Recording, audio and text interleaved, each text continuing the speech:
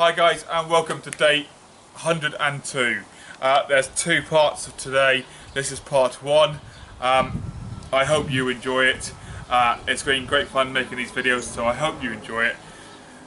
Day 102. I didn't think we'd get to this one. This is how to make a woggle for your scarf. It's the Turk's head. It's a great knot to learn. I left this one to one of the last ones because it's quite hard and quite fun knot to learn. So I hope you enjoy. Thank you for watching, guys. So welcome to today's Scout Lockdown. Today we're going to learn how to tie a Turk's head. You may also recognise it as a Scout woggle. Now there's loads of different patterns you can do, but this is the main one, and if you can master this one, then the rest of them will follow, and you can practice those other patterns by yourself and go from there.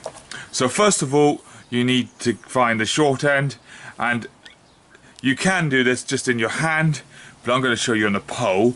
And to make it a little bit easier for you, I've got a hairband here. You can just use elastic band, and we're just going to move that down there, and we're going to tuck that end in there so it's out of the way, so we can see where we're going from here. So that end's just out the way. So from here you've got your standing end here and your working end here. So from here you want to go around the pole and go around again, forming a cross. And it's important that this one, which comes around, goes over the top of that one. Then we come around again, and this time we go under this one here. So this is your standing end, so we come under this one here, just there. So we've got the cross over the top, and then we come around again and we go through the bottom bit there. So we pull that through. Now this rope's a little bit long, but we can always trim it at the end. It's better to have a long rope on this knot than not have enough. So it now looks like that. So we've got a cross there, and we've got a smaller cross here. And hopefully you can all see that. So there's two crosses next to each other. Then if we roll the pole slightly, and it's easier to do it on the pole than it is your fingers, because you've got two hands then. If we roll the pole properly, we've got two here. We're going to go over the top one. So here's your working end. So we're going to go over this one above the cross, and then under this one. So we're going to over that one and under that one there, and then pull it through.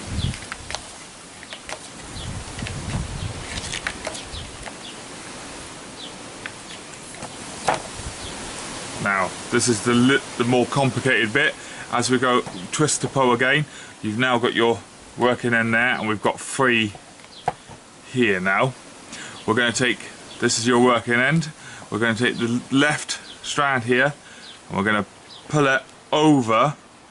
So you're just going to lift it up and over that end there, just like that. So we've taken this bit, this strand, and pull it over there. And then with the working end, if I can find the end, with the working end we're going to go, so this is the one you've pulled up and over, and we're going to go over this one and under that one. So we're going to go through that little eye you've just made. So it's going to go down here and through here. So once it goes down, and then pull it through.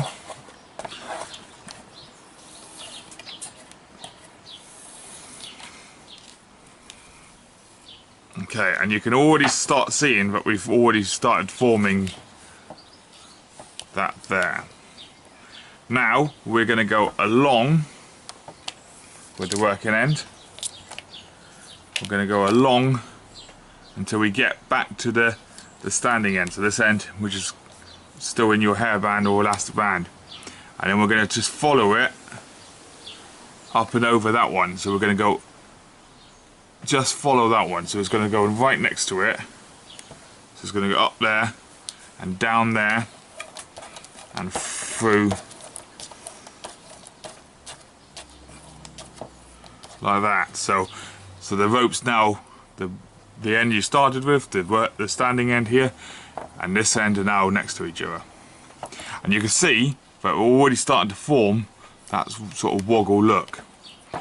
So from here, this is where it gets a little bit easier, or a lot easier.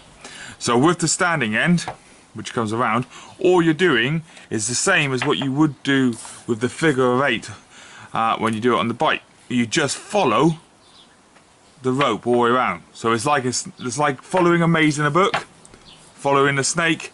All you do with this end is follow this rope all around. So your rope's already next to it, so it goes along here and under that one. So you go along here and under that one.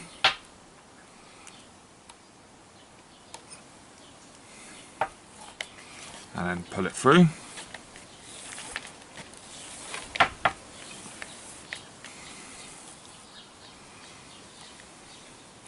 So once you get under there, you can see there that the rope goes around here. Don't try to twist it, don't overlap it or anything, you just need to go beside it.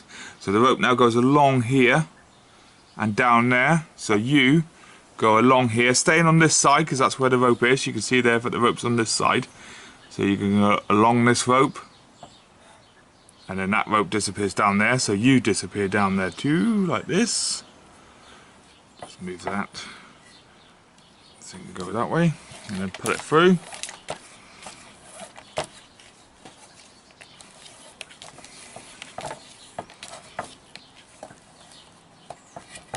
So now you can see there that now you come out of there, the rope comes around here and it goes through there. So you go around here and follow there. Again, don't go over the top of it, just go alongside of it and go through that bit there. So sometimes it's easier to have a little pin or something just to lift it up so you can just get through, but you can do it with your fingers.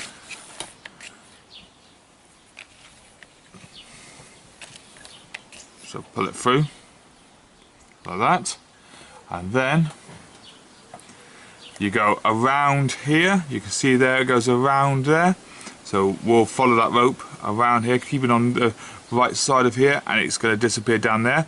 So you will also disappear down here, just like that.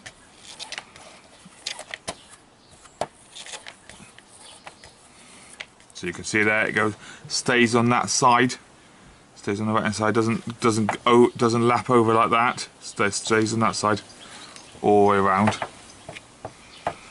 And then from here you can see there that the rope goes around and down there. So again, you follow it just the side and around and down.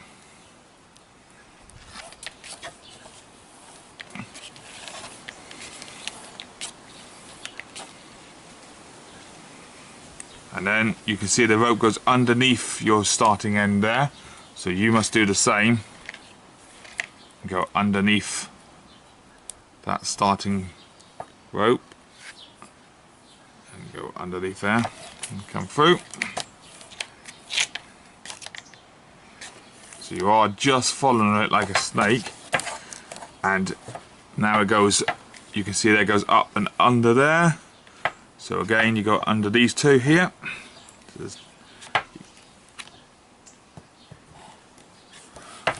So under those two, if you can. This is where the pin comes in handy because it helps pick it up for you. There you go, through there. And again, staying on the same side of the rope so it's flat. And then through around here, staying on the right hand side and under here.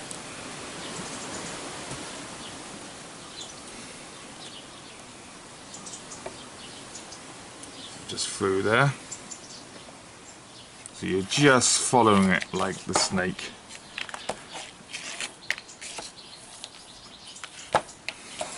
So that's through there. Now, when we get back here, you've got two choices, because we've now completed a double one, but most of the scout woggles are triple. So if you want a triple, all you do is go back round again. So all we do is go back round there, and we follow it again all the way around. So if you just want a double one, you would then tie the ends together and then burn the ends so they're motored together. But most scout woggles are free, so all you do is just go round again and go through that bit there.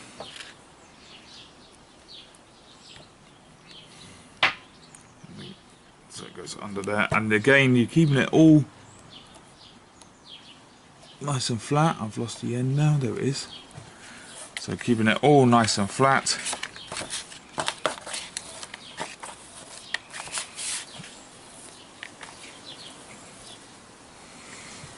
And it's going around here and down there.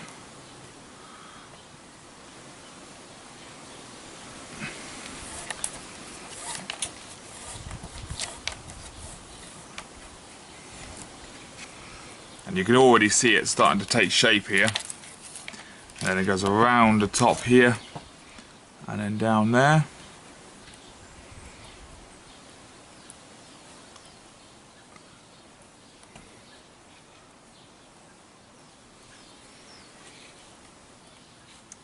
So under there.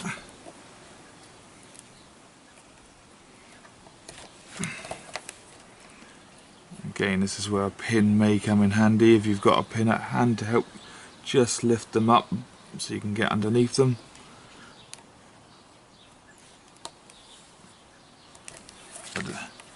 Goes through there. And pull.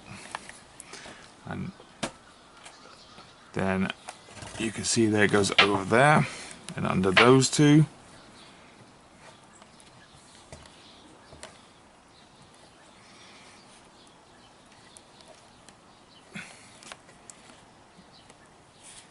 Under one,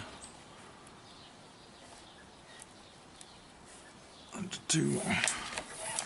So you're just keeping it flat all the way. And then, oh, doesn't matter if it rolls because you know where you are. You can just trace it back to the place you are. And then around the top, under here. You can already see it's starting to look very much like a woggle.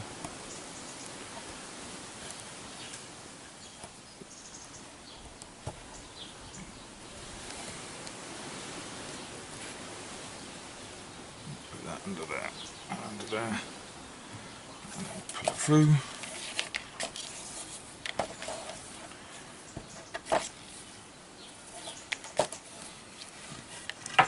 And hopefully you can see that with all this with the green rope.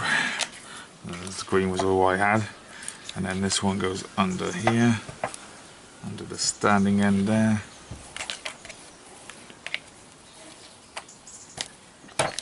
And we're nearly back to the start, so we can nearly finish it off completely.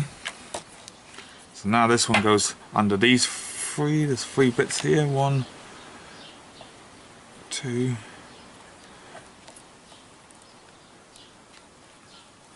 and 3.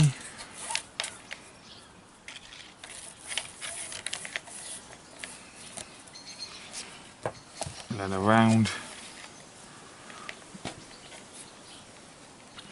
the top here, and under these 3 bits.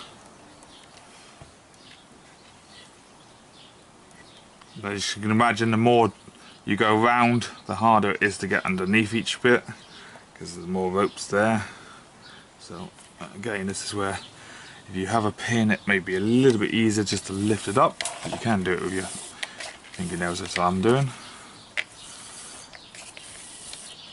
Around there, and then now we've got back to the start again. Now you can undo your bit, your start one here. Now, to make it tidier,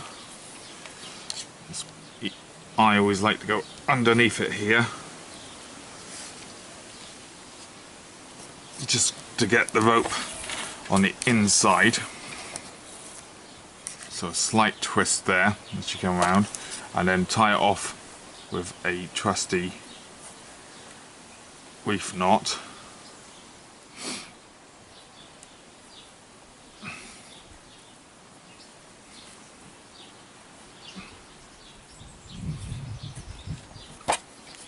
And then melt the ends to do it, and if we slide it off the top, so you would cut the ends there and then maybe melt them down so they don't go through the reef knot. Reef knot's tied on the back, and that is your woggle. So I haven't got any scissors with me, but you would just snip but just melt the end so it doesn't go back through. But that is a woggle which you can wear on your scarf. So let's just do that first bit again. So if I put the woggle to one side and we put through this in here, I'll just show you that first part again so that you can get started. So with the standing end here and the working end here, you would go around there and make a cross similar to the start of a clove hitch, but you must make sure that the one coming around is on top and heading back towards your headband or elastic band. Then you come round again, and this time you go underneath the rope here, so you form two crosses. The original cross, you've gone around again and you come through there. From here, once you've got this bit, from here you go with the working end still here, you've got the top of the cross, you go over that bit and under this bit. From here, if you roll it over slightly, from here now you've got your working end, which is this end, and two other lines. If you put them next to each other, you take the left hand and lift up and put over the top of the other one. So it's just like that, just lift it up and put it over the top. And then with this end, with your working end, you go over that and down through that eye that you just made, so under there. And then all you do is you then run this one along the rope of your end under your standing end under there.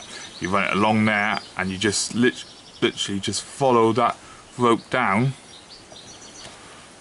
into that hole there. Once you've done that, it is only a matter of following the rope all the way around. And you can do that as many times as you can fit in. 3's normally the best case, and that will give you a woggle like this. And you can make this out of paracord or something like that. Okay, I've made green one, but you can make any colour you can get hold of, and that will make that. And once you've mastered this style, this Turk's head, then you can then start doing doubles down below and up top and other fancy patterns. But that is a Turk's head, which we often use as a woggle. Thank you very much. I hope you enjoyed that, and thank you for watching. Thank you.